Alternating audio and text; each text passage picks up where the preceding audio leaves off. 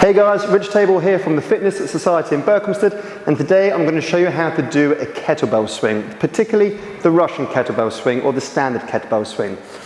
So we're going to need to be in a deadlift type shape, but we're also going to have a squat stance. So what that means is the deadlift would be here, and it's a very hip hinge dominant movement. So the knees don't bend too much.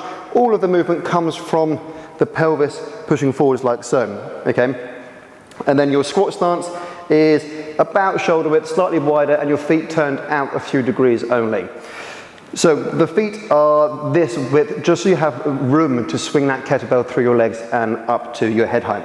So pick a kettlebell which you can swing nicely, grip on the top with both hands, and then I want you just to gradually start momentum off just with your arms, and it's a fairly decent weight between your legs, so that is going to start rocking gently between it. And then what we're going to do, we're going to explosively squeeze the glutes and stand up to a straight position like so. When I'm in this top position, everything is locked out. My legs are locked out, my heels are planted to the floor, and I'm really pressing my hips forward. 99% of the power from this movement comes from the glutes. Okay, so everything around the posterior of our body is going to be working, the lower back, the glutes, and the hamstring. I want you to work with momentum on this. You're not going to control this one down. You're going to explosively force this weight up to about head height, and then allow that weight just to drop down however quick it wants to drop down. You're not going to slow it down. You're also not going to get power and strength coming from your shoulders and arms. Everything is coming from the glutes here.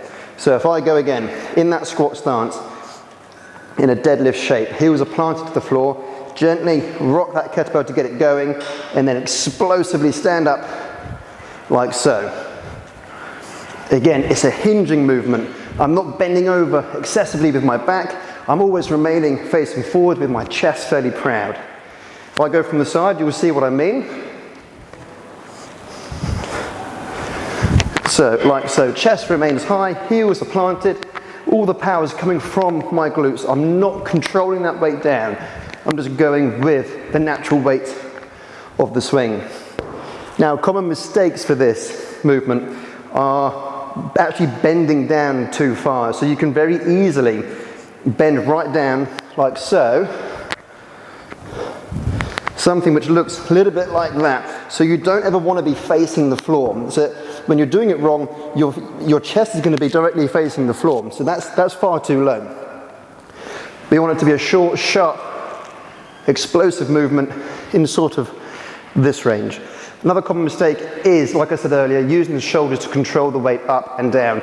This isn't an upper body movement. This is a massive, massive posterior chain movement, which means lower back, glutes, and hamstrings.